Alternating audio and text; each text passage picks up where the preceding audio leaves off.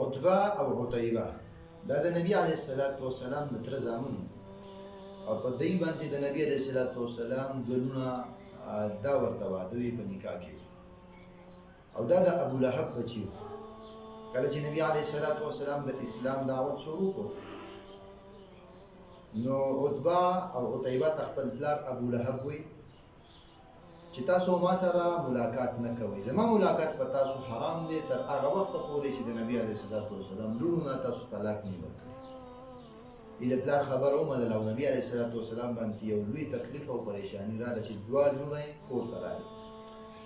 عتیبه ظالم په دې باندې بس ونه کړه، نبي علیه السلام ته یې ویل چې والنجم اذا هوا ثم دنا فتدلى. د دې ټولو زه انکار کوم او نعوذ بالله د نبی علیه السلام په مخ مبارک باندې توکاڼې تو کړې، خو الله رب العالمین هغه توکاڼې محفوظ وساته خپل پیغمبر د هغې نه. نبي علیه السلام ورته بددعا وکړه چې یا الله خپل د سپو نه یو سپی په ده باندې مسلط کړي.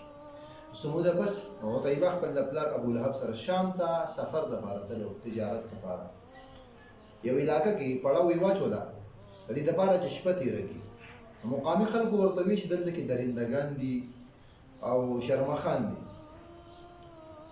نو ابولهب ته د نبي علیه السلام حقانیت معلوم و، هغه دعا ورته یاده شوه چې نبي علیه السلام به دعا کړې وه زما د زوی په حق کې. نو خپلو ملګرو ته وایي چې زما د دې بچي حفاظت وکړي، د پیغمبر دعا به خامخا رښتینې کېږي.